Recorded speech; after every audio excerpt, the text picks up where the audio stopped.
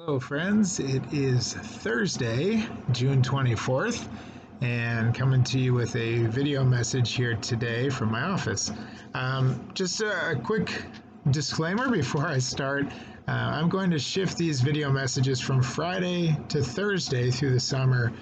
Reason being that school is now done at Three Rivers Christian School, and so where I was over there on Wednesdays all day, leading chapel and all, and away from Emmanuel, I've now shifted back to being at Emmanuel on Wednesdays, and so I'm back to taking my day off on Friday. So as such, I decided I'd send these video messages out on Thursday. So I'll continue to do them through the summer, and there will be a break for a couple weeks in the middle of July when we're on vacation in California, but otherwise, you can shift to looking for these on Thursdays instead of Fridays.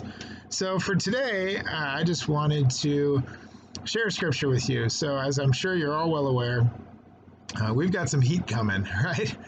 This weekend looks to be incredibly hot, starting tomorrow in the 90s, but then especially Saturday through Monday into the hundreds, and it looks like Sunday could even be up to around 110. I'm reading that it's going to potentially break records here in this area, so it's going to be hot. And so church on Sunday could be, especially at 11 o'clock, could be a bit toasty here in the sanctuary. But I just, with that in mind, first thing I want to say is just be safe this weekend. Obviously, hopefully you've heard that the Family Promise Night Without a Bed, they've canceled the sleeping in cars here at the church because they want people to be safe, and staying in your car overnight might not be the safest thing. So again, encourage you to still do that from home. Just find a spot at home, hopefully either with air conditioning going, or with windows open during the night. Hopefully it'll cool off some, and find a spot where you can sleep and still support that great ministry in our community. But so again, I just want to encourage you to be safe and to find ways to beat the heat, and drink lots of water, stay hydrated, stay in the shade and in cool spaces as best you can, and we'll get through this. But as I was thinking about that, about the upcoming heat wave, I was thinking, okay, well, what's a scripture that would be relevant to that? And one that I came across is from Revelation chapter 7, starting with verse 15, so 15 through 17. So it's the end of that chapter. Revelation 7, 15 through 17 says this. And this is talking about the future, right? People who have come through the Great Tribulation and have been washed, their robes have been washed, and they've been made white in the blood of the Lamb. And then says this, therefore they are before the throne of God, and serve him day and night in his temple. And especially this part, which is speaking future, but I think we can also think of this present tense as well. It says this, he who sits on the throne will shelter them with his presence. Never again will they hunger, never again will they thirst. The sun will not beat down on them, nor any scorching heat. For the Lamb at the center of the throne will be their shepherd. He will lead them to springs of living water, and God will wipe away every tear from their eyes. Beautiful passage. Now, as I said, that's obviously speaking about the future, right? Where there will be never again will they hunger, never again will they thirst. There will be no more of those tangible needs that we have here and now. When we're with God forever, just all of those things will go away. We'll just be in his perfect presence, and we will want for nothing, as well as wipe away every tear from their eyes, right? Other promises of that in Revelation, that there will be no more sickness or sadness or pain or suffering, any of those things that exist now. Eventually, when Christ returns and redeems all things, those will all be gone. They're not gone now. They're reality now. We live through these things. We pray for strength to get through these things now, but eventually they will be gone. So we have that promise, which is very good news. But then obviously the part that jumped out to me for this upcoming weekend is the sun will not beat down on them, nor any scorching heat. And then this part too, the Lamb at the center of the throne, speaking of Jesus, will be their shepherd. He will lead them to springs of living water. I'm sure when you hear that, like I do when I read it, think of the Psalm 23, right? The Lord is my shepherd, I shall not want. He leads me beside green pastures, or leads me in green pastures, leads me beside still waters. And so it's definitely drawing on that language there. But again, while that's all future, it's very much present as well. Doesn't mean we won't have tears now. That's not going to go away now. It doesn't mean our tangible needs are gone, hunger, thirst, right?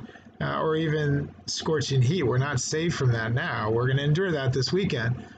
But I think the peace that is true now, just as it will be then, is verse 17, what I just read. For the Lamb at the center of the throne will be their shepherd. My dad, when he talks about Revelation, we're always trying to decode Revelation and decipher it and figure out, well, who is it talking about? Who's the beast? Who's the, kind of put it on our timeline and figure it all out. That's not really the point of Revelation, okay? There's the promise of the future and the truth that we hold to, but it's not so much of just trying to decode it. What my dad always says is the message, the ultimate message, the central message of Revelation really is that the Lamb is on his throne. That's what he always says. And I love that. That's always stuck with me. That is the promise of Revelation. That's really the promise of the whole scriptures, that God rules and reigns, right? He is in control. Jesus, the Lamb, is on his throne for all eternity. Okay, and so that's reality now, just as it will be in the future and for all eternity.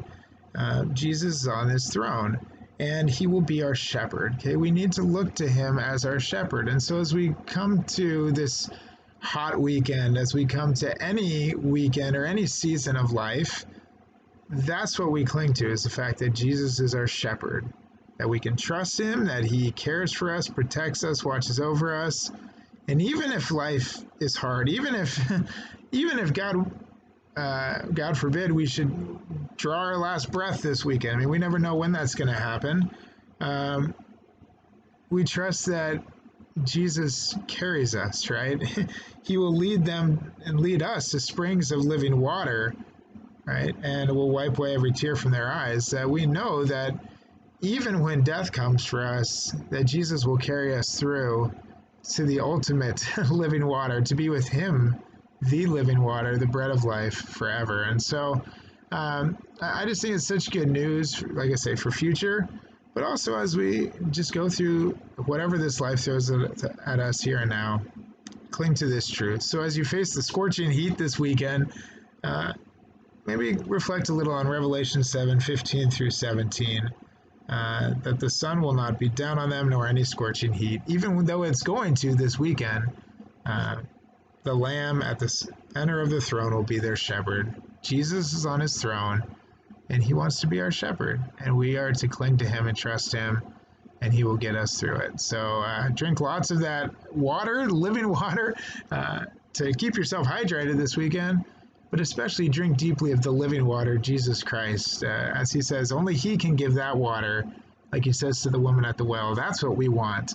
So maybe use this opportunity this weekend as you're hunkering down inside, finding cool spaces, to really draw near to God, to drink deeply of the living water of Jesus Christ, to be in the Word, to be in prayer and worship of him. And I think that'd be a great way to dodge the heat this weekend. So again, stay safe, friends, and we look forward to seeing those of you brave souls who are going to be here Sunday morning and facing the heat here in the sanctuary. Hopefully we can keep it fairly temperate in there. But if you're choosing to stay home and stay cool that way and worship through the live stream, we look forward to connecting with you in that way as well. I'll be preaching on the account from John 8 of Jesus and the woman caught in adultery, and such a powerful passage that has so much to teach us, just some powerful lessons from Jesus in there. So I look forward to sharing that with you here on Sunday. So God bless you, friends.